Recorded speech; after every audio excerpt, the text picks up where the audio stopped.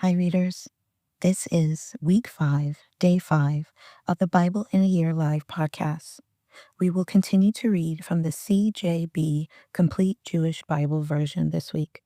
You can join the live discussion every Sunday at 6:30 p.m. Eastern Standard Time. You can find the Zoom details in the description. Okay, let's dive in. Moshe replied, "But I'm certain they won't believe me, and they won't listen to what I say, because they'll say, 'Adonai did not appear to you.'" Adonai answered him, "What is that in your hand?" And he said, "A staff." And he said, "Throw it on the ground." And he threw it on the ground. It turned into a snake, and Moshe recoiled from it. Then Adonai said to Moshe, "Put your hand out and take it by the tail." He reached out with his hand and took hold of it, and it became a staff in his hand. This is so that they will believe that Adonai, the God of their fathers, the God of Abraham, the God of Yitzhak, and the God of Yaakov, has appeared to you. Furthermore, Adonai said to him, "Now put your hand inside your coat." He put his hand in his coat, and when he took it out, his hand was leprous, as white as snow. Then God said, "Now put your hand back in your coat."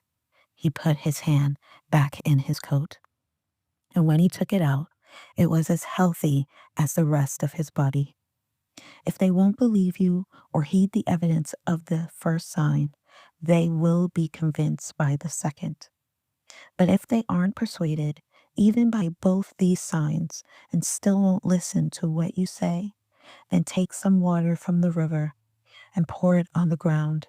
The water you take from the river will turn into blood on the dry land. Moshe said to Adonai, "Oh, Adonai, I'm a terrible speaker. I always have been, and I'm no better now. Even after you've spoken to your servant, my words come slowly. My tongue moves slowly." Adonai answered him, "Who gives a person a mouth? Who makes a person dumb or deaf, keen-sighted or blind? Isn't it I, Adonai? Now therefore go, and I will be with your mouth and will teach you what to say." But he replied, "Please, Lord, send someone else, anyone you want." At this, Adonai's anger blazed up against Moshe. He said, "Don't you have a brother, Aaron, the Levi? I know that he's a good speaker. In fact, here he is now, coming out to meet you, and he'll be happy to see you.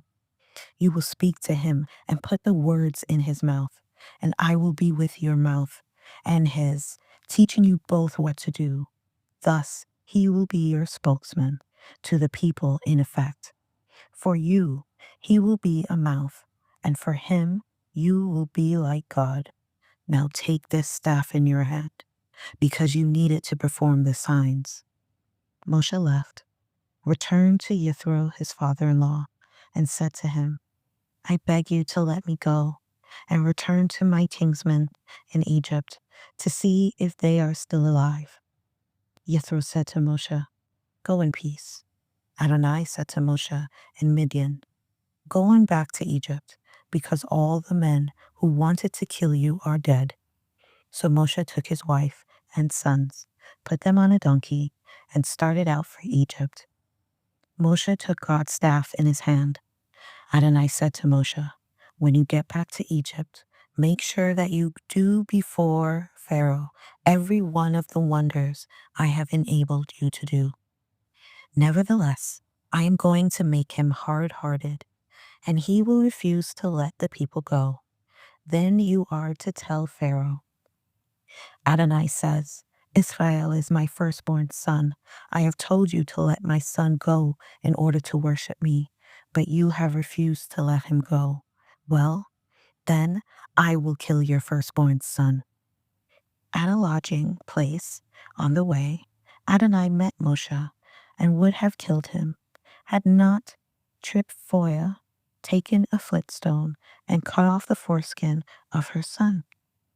She threw it at his feet, saying, What a bloody bridegroom you are for me. But then God let Moshe be. She added, a bloody bridegroom because of the circumcision. Adonai said to Aaron, go into the desert to meet Moshe. He went, met him at the mountain of God, and kissed him. Moshe told him everything Adonai had said in sending him, including all the signs he had ordered him to perform. Then Moshe and Aaron went and gathered together all the leaders of the people of Israel. Aaron said everything Adonai had told Moshe, who then performed the signs for the people to see. The people believed. When they heard that Adonai had remembered the people of Israel and seen how they were oppressed, they bowed their heads and worshipped. After that, Moshe and Aaron came and said to Pharaoh, here is what Adonai, the God of Israel, says.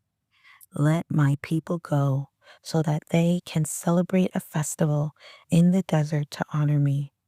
But Pharaoh replied, who is Adonai, that I should obey when he says to let Israel go? I do not know Adonai, and I also won't let Israel go. They said, the God of the Hebrews has met with us. Please let us go 3 days' journey into the desert so that we can sacrifice to Adonai our God. Otherwise, he may strike us with a plague or with the sword. The king of Egypt answered them, Moshe and Aaron, what do you mean by taking the people away from their work? Get back to your labor. Look, Pharaoh added, the population of the land has grown, yet you are trying to have them stop working. That same day, Pharaoh ordered the slave masters and the people's foremen, you are no longer to provide straw for the bricks the people are making. As you did before, let them go and gather straw for themselves. But you will require them to produce the same quantity of bricks as before. Don't reduce it, because they're lazing around. This is why they're crying. Let us go and sacrifice to our God. Give these people harder work to do. That will keep them too busy to pay attention to speeches full of lies. The people's slave masters went out, their foremen too, and said to the people, here is what Pharaoh says. I will no longer give you straw. You go yourselves and get straw wherever you can find it, but your output is not to be reduced. So the people were dispersed throughout all the land of Egypt to gather stubble for straw. The slave masters kept pressing them. Keep working. Make your daily quota just as when straw was provided. The foremen of the people of Israel, whom Pharaoh's slave masters had appointed to be over them, were flogged and asked, why haven't you fulfilled your quota of bricks yesterday and today, as you did formerly?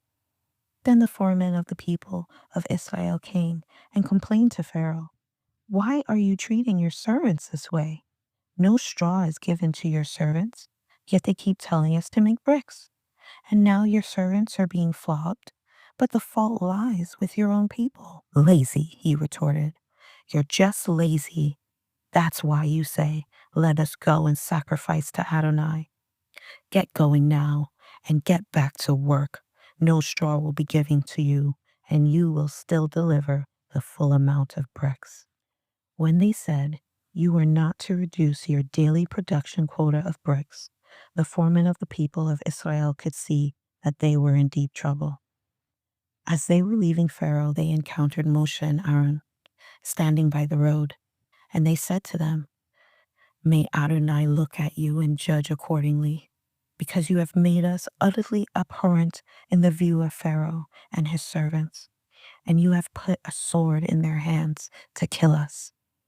Moshe returned to Adonai and said, Adonai, why have you treated this people so terribly?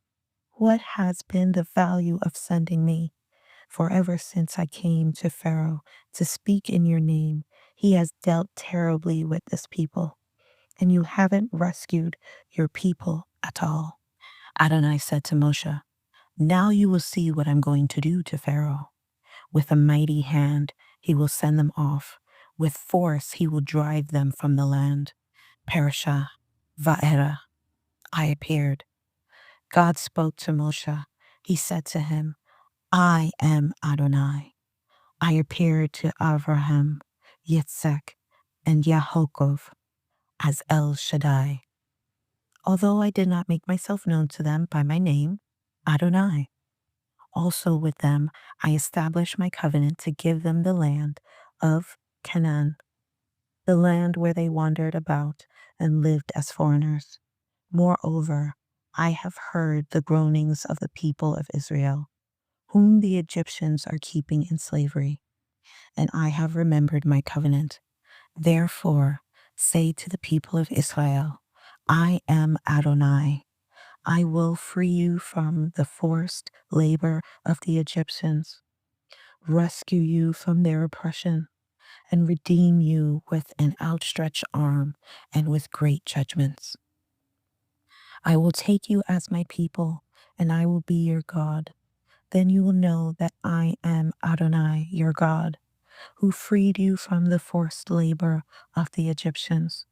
I will bring you into the land which I swore to give to Abraham, Yitzhak, and Yaakov.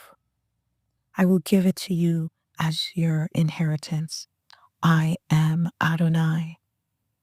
Moshe said this to the people of Israel, but they wouldn't listen to him because they were so discouraged and their slavery was so cruel. Adonai said to Moshe, Go in and tell Pharaoh, king of Egypt, to let the people of Israel leave his land. Moshe said to Adonai, Look, the people of Israel haven't listened to me, so how will Pharaoh listen to me, poor speaker that I am? But Adonai spoke to Moshe and Aaron and gave them orders concerning both the people of Israel and Pharaoh, king of Egypt, to bring the people of Israel out of the land of Egypt. These were the heads of their families. The sons of Reuven, the firstborn of Israel, were Hanok, Palu, Hetzron, and Carmi. These were the families of Reuven. The sons of Shimron were Emael, Yamin, Ohad, Yakin, Chashar, Shaul, the son of a Canaanite woman. These were the families of Shimron. These are the names of the sons of Levi with their descendants, Gershon, Kahat, and Miran. Levi lived to be 137 years old. The sons of Gershon were Livni and Shimi with their families. The sons of Kahat were Amram, Yitzhar, Havron, and Utziel. Kahat lived to be 133 years old. The sons of Merari were Machli and Mushi. These were the families of Levi with their descendants. Amram married Yocheved, his father's sister, and she bore him Haran and Moshe. Amram lived to be 137 years old. The sons of Yitzhar were Korach, Nephrite, and Zikri. The sons of Utzel were Mishael, Elzaphan, and Sitri. Aaron married Elisheva, daughter of Aminadab and sister of Nachshon, and she bore him Nadav, Avihu, Elzahar, and Itamar. The sons of Korach were Asur, Elkahan, and Av Asaph. These were the Korchi families. Elzahar, the son of Aaron, married one of the daughters of Putiel, and she bore him Pinhas. These were the heads of the family of Levi, family by family. These are the Aaron and Moshe, to whom Adonai said, Bring the people of Israel out of the land of Egypt, division by division. And who told Pharaoh, king of Egypt, to let the people of Israel leave Egypt? These are the same Moshe and Aaron. On the day when Adonai spoke to Moshe in the land of Egypt, he said, I am Adonai. Tell Pharaoh, king of Egypt, everything I say to you. Moshe answered Adonai, Look, I'm such a poor speaker that Pharaoh won't listen to me.